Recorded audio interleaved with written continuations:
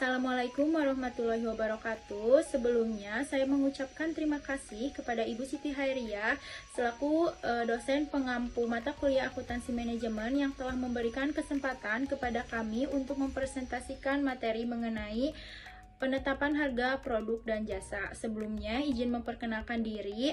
Kami dari kelompok 9 yang beranggotakan 2 orang, yaitu saya sendiri, Alisa Ramadhani dengan NPM 22110001 dan rekan saya, Selva Andini Fatimah dengan NPM 22110023. Baik, langsung saja ke pembahasan. Penetapan harga adalah elemen kunci dalam strategi pemasaran yang mempengaruhi daya saing, profitabilitas, dan persepsi konsumen. Proses ini harus mempertimbangkan biaya produksi, permintaan pasar, dan persaingan. Dalam bisnis yang kompetitif, metode seperti cost plus pricing, target costing, dan value based pricing dapat digunakan sesuai dengan strategi perusahaan. Harga yang terlalu tinggi bisa mengalihkan konsumen ke kompetitor, sedangkan harga yang terlalu rendah dapat mengurangi profitabilitas. Selanjutnya yaitu faktor yang mempengaruhi penetapan harga. Ada 3. Yang pertama yaitu permintaan, biaya, dan persaingan. Yang pertama yaitu permintaan dibagi menjadi 7. Yang pertama yaitu skimming pricing adalah strategi ini ditetapkan dengan jalan menetapkan harga tinggi bagi suatu produk baru atau inovatif selama tahap perkenalan, kemudian menurunkan harga tersebut saat persaingan mulai ketat.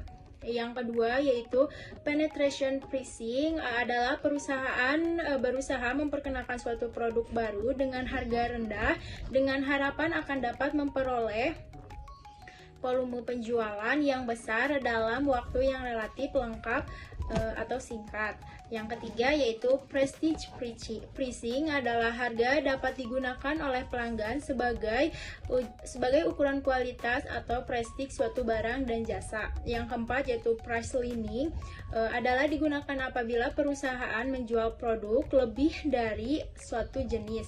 Yang keempat yaitu demand backward pricing adalah perusahaan kadangkala memperkirakan suatu tingkat harga yang bersedia dibayar oleh konsumen untuk produk-produk yang relatif mahal seperti halnya shopping good. Yang keenam yaitu odd even pricing adalah harga-harga yang ditetapkan dengan metode odd even pricing, yakni harga yang besarnya mendekati jumlah genap tertentu. Yang terakhir yaitu bundle pricing adalah strategi pemasaran 2 atau lebih produk dalam satu harga paket.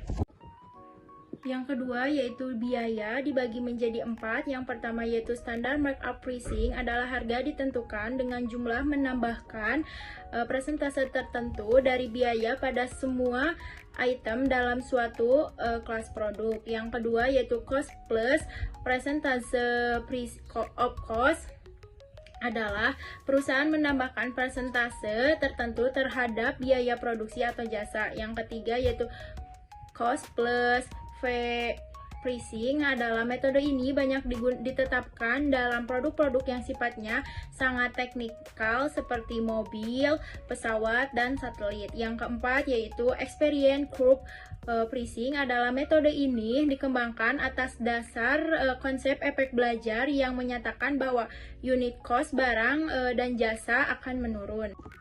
Yang ketiga yaitu persaingan dibagi menjadi 4. Yang pertama yaitu customary pricing adalah digunakan untuk produk-produk yang harganya ditentukan oleh faktor-faktor seperti tradisi, saluran distribusi, dan terstandarisasi atau faktor persaingan lainnya. Yang kedua yaitu above, at, or below market pricing adalah perusahaan yang menggunakan pendekatan subjektif dalam memperkirakan harga pesaing atau harga produk. Yang ketiga yaitu loss leader pricing adalah untuk meningkatkan penjualan produk yang bersangkutan tetapi untuk menarik konsumen supaya datang ke toko dan membeli produk yang bermarkup tinggi. Yang keempat yaitu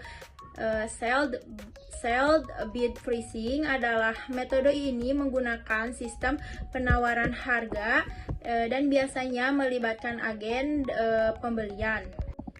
Selanjutnya yaitu metode penetapan harga ada 3. Yang pertama yaitu cost plus pricing adalah salah satu metode yang dapat digunakan untuk menentukan harga jual produk.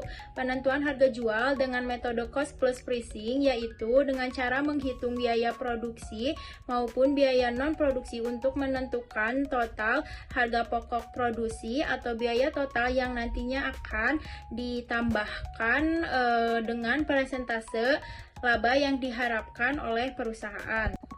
Yang kedua yaitu target costing adalah menurut Hetmafer et al. Tahun 2011 merupakan bagian dari proses akuntansi manajemen yang mengumpulkan, mengklasifikasi, dan meningkatkan, menganalisis, dan melaporkan jenis khusus informasi akuntansi manajemen yang digunakan untuk mewujudkan bentuk khusus dari pengendalian manajemen. Dan yang terakhir yaitu value based pricing adalah harga mendasar pada penilaian konsumen terhadap nilai yang mereka berikan pada suatu produk adalah metode yang digunakan untuk menentukan biaya layanan pendidikan. Selanjutnya akan dijelaskan oleh teman saya. Assalamualaikum warahmatullahi wabarakatuh. Izin memperkenalkan diri, nama saya Selva Yuni Fatimah. Di sini saya akan melanjutkan yang tadi teman saya sudah jelaskan. Selanjutnya ada dampak kebijakan harga terhadap profitabilitas perusahaan. Profitabilitas mencerminkan kinerja perusahaan dan dapat mempengaruhi nilai perusahaan. Penelitian ini mengkaji pengaruh pertumbuhan perusahaan dan leverage terhadap profitabilitas serta nilai perusahaan di sektor food and beverage di Bursa Efek Indonesia. Selanjutnya ada studi kasus strategi penetapan harga dalam berbagai industri. 3 pihak dalam penetapan harga industri. Yang pertama Apple, premium pricing untuk menegaskan eksklusivitas. Yang kedua Toyota, target costing agar harga tetap kompetitif. Yang ketiga Amazon, dynamic pricing menyesuaikan harga secara real time. Selanjutnya pengaruh teknologi dan digitalisasi terhadap penetapan harga. Strategi harga dan kualitas produk mempengaruhi keputusan pembelian konsumen. Digital marketing mempermudah promosi, menekan biaya, dan membantu perusahaan bersaing di era digital. Selanjutnya, kesimpulan. Penetapan harga mempengaruhi daya saing, profitabilitas, dan persepsi konsumen. Perusahaan harus menyeimbangkan harga agar tetap kompetitif tanpa mengorbankan keuntungan. Metode seperti cost plus pricing, target costing, dan value based pricing digunakan sesuai tujuan bisnis. Contohnya Apple menerapkan premium pricing, Toyota menggunakan target costing, dan Amazon memanfaatkan dynamic pricing. Itu saja yang kami dapat sampaikan. Mohon maaf bila ada kesalahan. Assalamualaikum warahmatullahi wabarakatuh.